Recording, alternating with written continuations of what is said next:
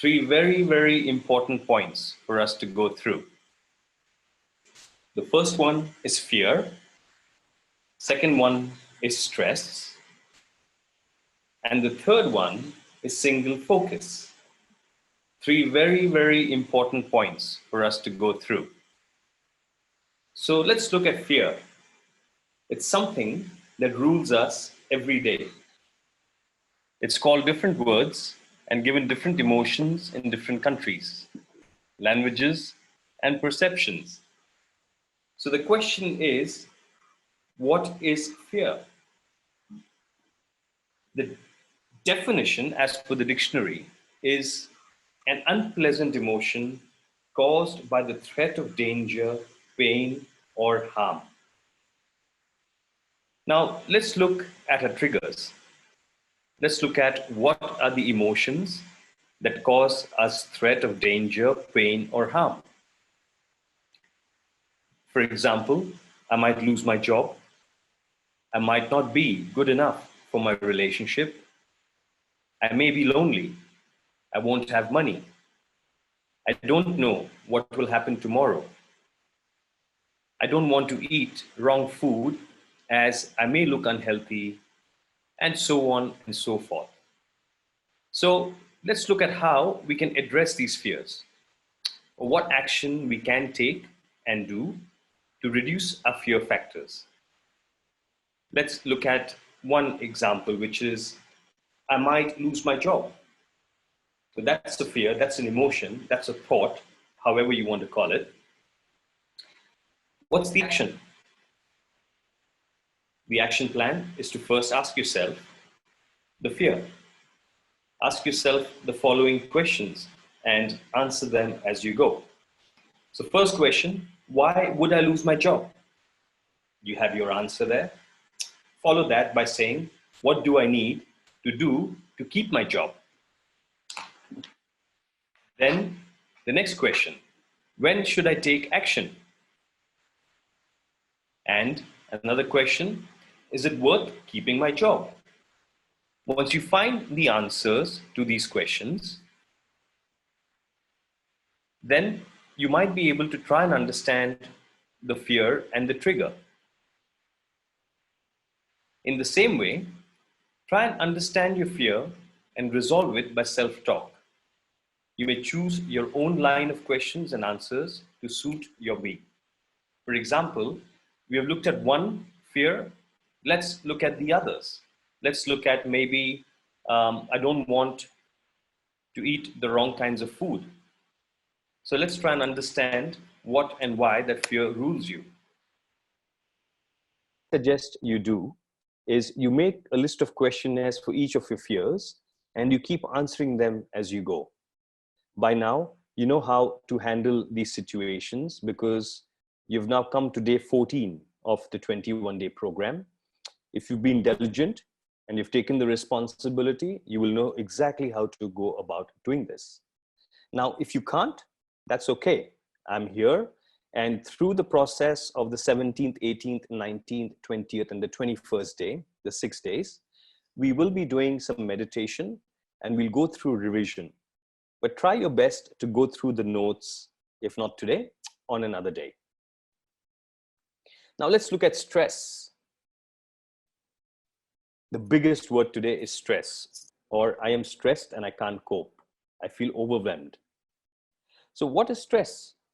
In my opinion, stress is nothing but unresolved fears and the inability to do it. The inability may come from not knowing how to do it or just not feeling the motivation to do it. Irrespective, stress never kills anyone.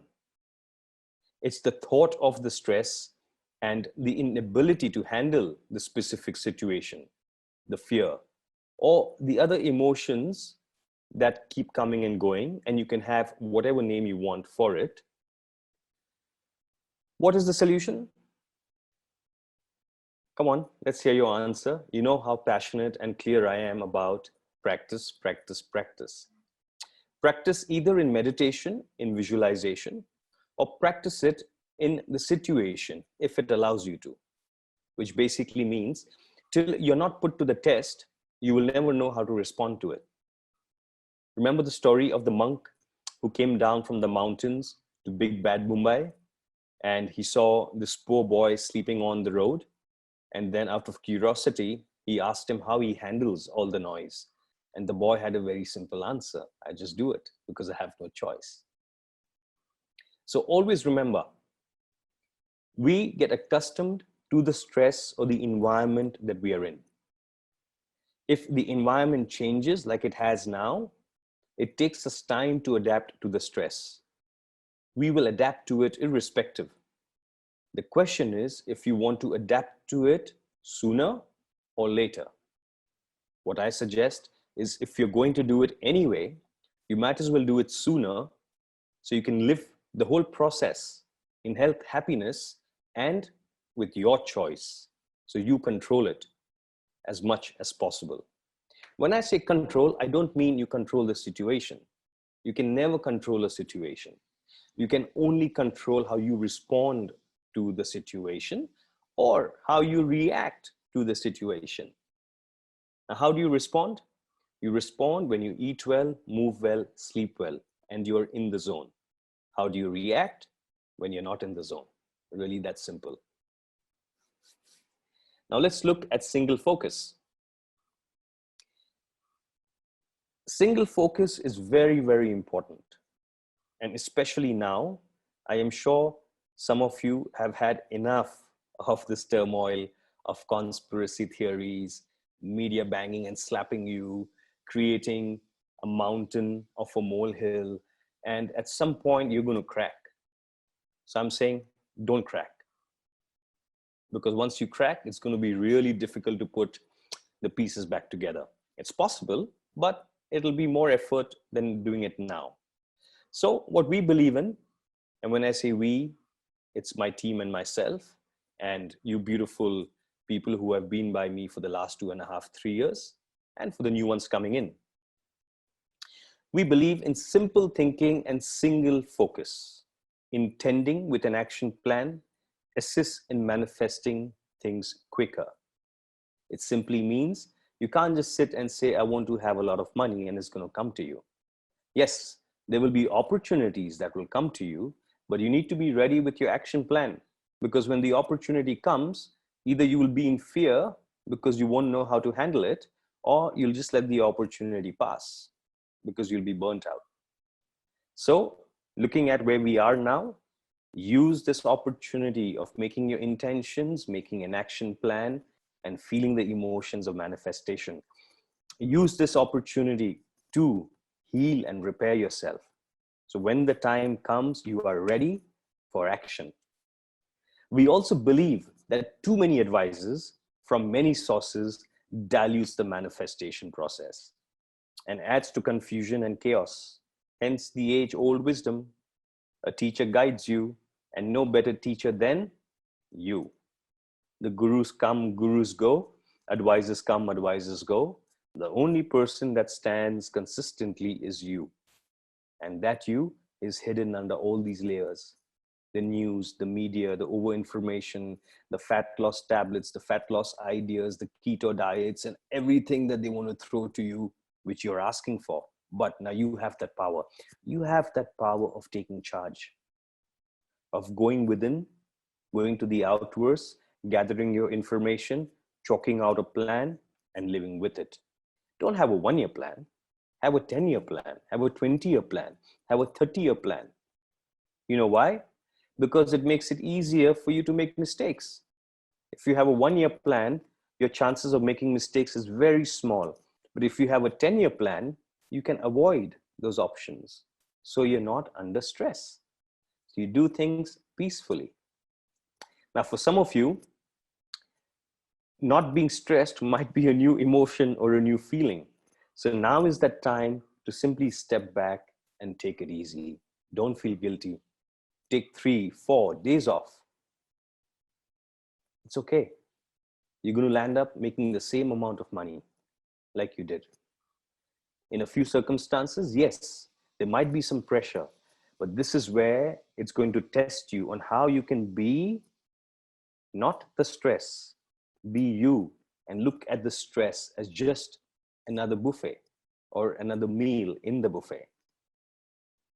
We also believe that your environment or our environment dictates the activation of our genes. Sometimes the environment can assist us heal, or sometimes it can assist you in getting sick. And we speak of both internal and external environment. For your internal environment, you know exactly what you need to do.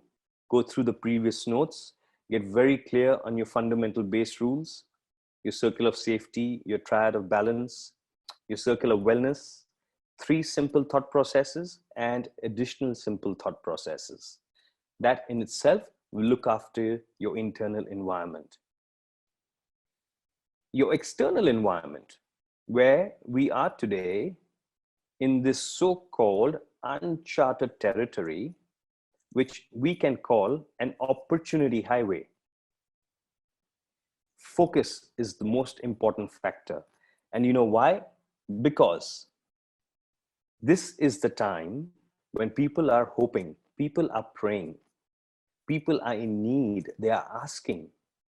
Imagine if we all come together in this thought process and we create that vortex, that collective consciousness of prayer, of going within, of going out to the universe. Can you imagine how powerful a state that will be for all of us? Something to introspect. So where we are today in this uncharted territory, which is why everyone's in fear mode, because it's new, it's shaken our foundation. It's made us realize that, hey, hello, there's much more to just a 9-to-5 job. There's much more to the slavery of our thought processes that we're stuck in. And this is exciting. It's an opportunity highway. Focus is the most important factor that I can suggest you develop at this point. It's like driving a car. Your focus is on the road, but you're aware of your environment. You keep driving till either you hit a set of lights, or a zebra crossing, or a random incident where you are forced to stop. But even here, your focus is on the destination and how you want to get there. The distractions keep happening. And if you fall prey to the distractions, hopefully you don't, you may meet with an unfortunate incident. In the same way, the current environment has the ability of distracting you, but you have the power of keeping your focus. Now let's look at what we have just read, or what we have just heard. To create the focus requires you to go within. It requires you to find your frequency and connect your existing frequency to the frequency of health and happiness. Now, I'm not saying that your frequency is not the frequency of health and happiness, but remember the discussion of being able to be flexible and the ability to change. So even though you have your circle of safety, have the ability of changing based on what the environment is doing around you. You might have to eat differently. You might have to drink differently. You might have to think differently. And that's okay, as long as your focus is on your goal. Now remember, the goal needs to be about your purpose. If your goal is only on money, that's fine. Then you work in the money industry, in finance. But if you're working in health, in wellness, if you're working in industries that don't literally focus on money as the energy exchange, then I suggest you change that frequency. You ask for your purpose. For example, I am in the health and wellness industry. So my intentions are about health and wellness and helping people out. Then my second intention is the monetary side. But the main focus and the intention is me serving people and asking for them to be healthy and happy.